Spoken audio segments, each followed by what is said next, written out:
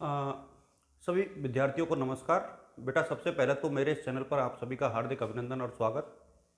और मैं आपको बता दूं कि इस वीडियो में हम लोग किन किन बातों के ऊपर चर्चा करेंगे। और सबसे प्रमुख तो यह है कि सप्लीमेंट्री के एग्ज़ाम्स और सप्लीमेंट्री की पूरी रणनीति के ऊपर मैं डिस्कस करना चाहूँगा इस वीडियो में। रात को हालांकि मैंने पूरी बातें शेयर करने का प्रयास किया था, लेकिन चूंकि कुछ इफ़ेक्ट्स ऐसे आ रहे थे कि साउंड इफ़ेक्ट्स बाहर से, जिसके कारण मैं प्रॉपर वे में अपनी बात नहीं रख पा रहा था। तो इस वीडियो में हम लोग उन बातों के ऊपर चर्चा करेंगे। सप्लीमेंट्री के एग्ज़ाम्स, उसके प्रवेश पत्र, इसके अतिरिक्त मुख्य परीक्षा, उसके फॉर्म, आपकी मार्कशीट्स, सारी बातों के ऊपर चर्चा करेंगे। इवन जो स्कॉलरशिप में भी कुछ बच्चों को प्रॉब्लम आ रही है मार्कशीट से रिलेटेड, उसके ऊपर भी मैं इस वीडियो में चर्चा करूँगा। तो मोस्टली जितने भी इश्यूज हैं कॉलेज के, उनके ऊपर मैं इस वीडियो में आप लोगों के साथ चर्चा करना चाहूँगा। तो एक तो जो स्टूडेंट्स नए आए, मैं उनसे यही रिक्वेस्ट करूँगा कि बेटा आप तुरंत जैसे ही आपको मैसेज ये दिखे, आपको नोटिफिकेशन और वीडियो, तब आप उसको अपने साथियों के साथ शेयर करें। और व्हाट्सएप और टेलीग्राम के माध्यम से जो है आप लोग मेरे साथ जुड़ जाएं ग्रुप में। लिंक्स मैंने दिए हुए हैं, वहाँ से आप लोग खुद को ऐड कर लें। टेलीग्राम भी डीएस एजुकेटर के नाम से है, व्हाट्सएप के ग्रुप भी डीएस एजुकेटर के नाम से है, जिससे कि आपको जो आगामी नोटिफिकेशन है मेरे, वो आपको रेगुलर बेसिस पर मिलते रहेंगे। तो एक तो ये बात हो गई। इसके बाद मैं आप लोगों के साथ ये शेयर करना चाहूँगा कि बेटा ये जो एक बहुत सिंपल सी बात है कि जब सप्लीमेंट्री के एग्ज़ाम्स के बारे में मैं बहुत डे वन से, यानी जब से फॉर्म भरना शुरू हुए हैं, मैंने आप लोगों के साथ ये बताया था कि सप्लीमेंट्री की जो एग्ज़ाम्स है वो होली से पहले होंगी। क्योंकि तिथियां हम लोगों को बिल्कुल ऐसा नहीं होता कि कब से होंगी, वो तो कोटा यूनिवर्सिटी बहुत अपने निजी तौर पर और सीक्रेट वे में कामों को करती है, अंजाम तक पहुंचाती है। तो हम लोग जो है सिर्फ एक आइडिया लगाते हैं, लेकिन चूंकि वो आइडिया एक एक्सपीरियंस बेस्ड होता है, तो आप सबको उस एक्सपीरियंस का लाभ मिलता रहे, उसके लिए मैं आप लोगों के साथ निरंतर बेसिस पर जो है आता रहता हूँ। तो आप देख पाओगे कि इस पूरे वीडियो में मेरा जो फोकस है वो सप्लीमेंट्री के एग्जाम्स, उसकी रणनीति, मुख्य परीक्षा, उसके फॉर्म्स, और इसके अतिरिक्त जो है मार्कशीट्स और स्कॉलरशिप के फॉर्म में आने वाली कुछ प्रॉब्लम्स हैं, उसके ऊपर ही मैं फोकस करूंगा। यदि स्कॉलरशिप में ऑब्जेक्शन है, उसे आपको कैसे रिमूव करना है, इन सब के ऊपर हम लोग जो है डिस्कस करेंगे। आपको किसी भी प्रकार की प्रॉब्लम जो है नहीं आएगी। तो ये एक मोटा सा इशू है जिसको हम लोग सॉर्ट आउट करते हैं इस वीडियो के माध्यम से। तो आप लोग एक तो लाइक, शेयर और सब्सक्राइब जरूर करें। लाइक का बटन दबाने में बेटा कुछ जाता नहीं है, क्योंकि आप जितना लाइक करते हो वीडियो जो है उसी हिसाब से रोटेट होता है। तो लाइक कर दो फटाफट और शेयर कर दो अपने साथियों के साथ, और फिर हम लोग अपनी खबर को जो है कंटिन्यूस करते हैं। तो मैं आपको बता दूं कि एक तो सप्लीमेंट्री की जो एग्ज़ाम्स है ना, वो आप लोगों की सिर्फ 3 ही दिन हो रही है, 10, 11 और 12। और ये मैंने पहले कह दिया था कि सप्लीमेंट्री की एग्जाम जो है सिर्फ 3 दिन चलेगी। तो जो बच्चे टाइम टेबल के बारे में पूछ रहे थे, उनका टाइम टेबल आ गया। अब एक घिसा पिटा क्वेश्चन आप लोग फिर पूछोगे, वो है कि एडमिट कार्ड कब आएंगे। मैं आपको बता दूं कि आपको एडमिट कार्ड के बारे में चिंता करने की आवश्यकता नहीं है। आप लोग अपनी पढ़ाई कीजिए, एडमिट कार्ड आ जाएंगे। और जब भी आएंगे आप कोटा यूनिवर्सिटी की साइट पे से निकाल सकते हो, तो वो एक बहुत बड़ा और मेजर इशू नहीं है एडमिट कार्ड का। एडमिट कार्ड को निकालने में ज़्यादा वक्त नहीं लगता है, 2 मिनट में जाकर के आप ई मित्र पर जाकर के एडमिट कार्ड इशू करा सकते हो, निकाल सकते हो। तो कोई प्रॉब्लम नहीं है एडमिट कार्ड की। इसके अतिरिक्त मैं एक चीज़ और आपको बता दूं कि आप लोगों की जो एग्ज़ाम्स हैं उसकी टाइमिंग क्या रखी गई है। तो टाइमिंग जो है, जो सेकेंड ईयर के एग्जाम्स हैं, चाहे बीए की हो, बीएससी की हो, चाहे बीकॉम की हो, वो 11 बजे से रखी गई है। और जो फाइनल ईयर के एग्जाम्स हैं उनकी जो टाइमिंग है वो 2 बजे से लेकर 3:30 बजे तक रखी गई है। तो टाइम फ्रेम जो है ऑलरेडी सेट कर दिया है कोटा यूनिवर्सिटी ने। इसके अतिरिक्त आप एक चीज और देखोगे कि जो पेपर का पैटर्न है ना, वो एज इट इज रखा है जो कि मुख्य परीक्षा में था।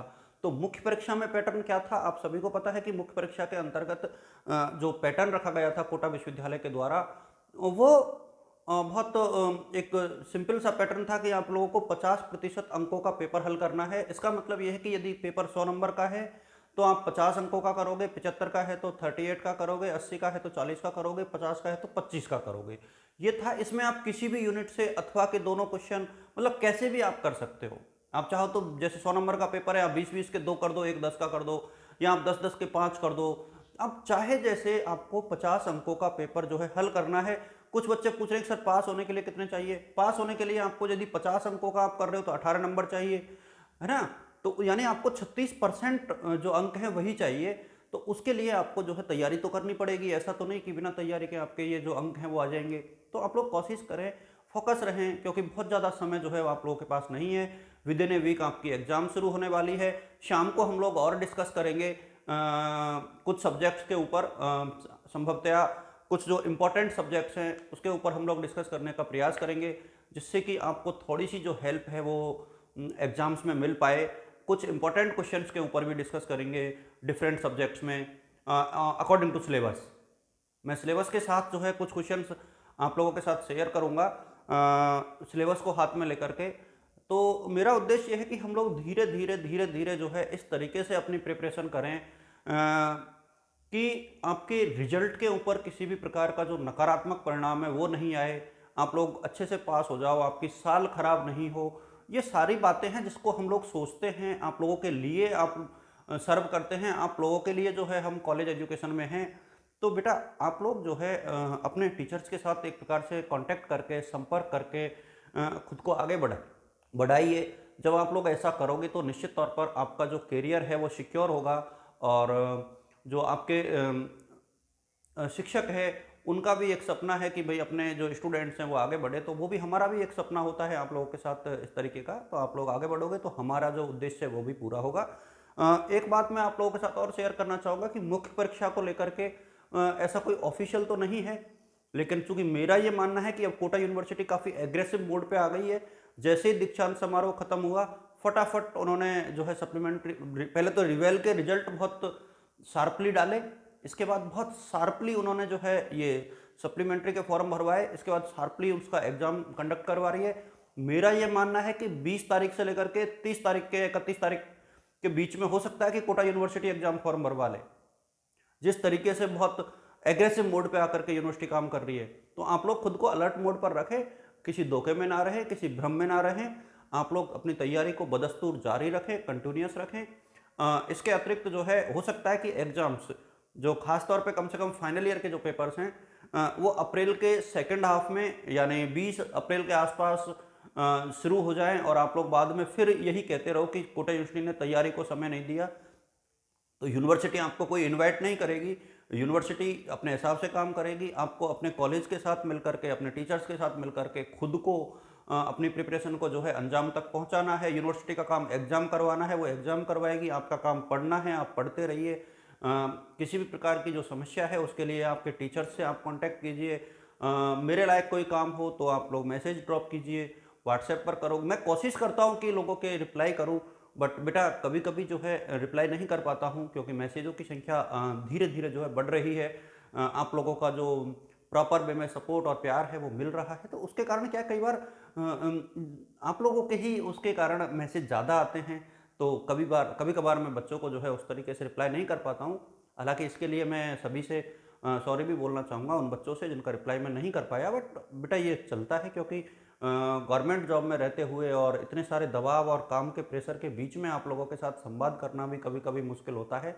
लेकिन मेरा प्रयास है कि मैं आप लोगों के साथ निरंतर संवाद करूं। और अभी इस वीडियो में हम लोग इतना ही डिस्कस करेंगे, इससे ज़्यादा नहीं करेंगे। आप सभी को मेरी तरफ से शुभकामनाएं, all the best, good luck. और पेपर का पैटर्न बता ही दिया है, आप लोग मास्क और सैनिटाइजर जो है अपने साथ रखें, पानी की बोतल अपने साथ में लेकर के आएँ, छोटी सी जो बिल्कुल ट्रांसपेरेंट होनी चाहिए, जिससे कि कॉलेज में आपको किसी भी प्रकार की असुविधा का सामना नहीं करना पड़े। आप सभी को ऑल द बेस्ट बेटा, शुभकामनाएं, गुड लक, जय हिंद, जय भारत।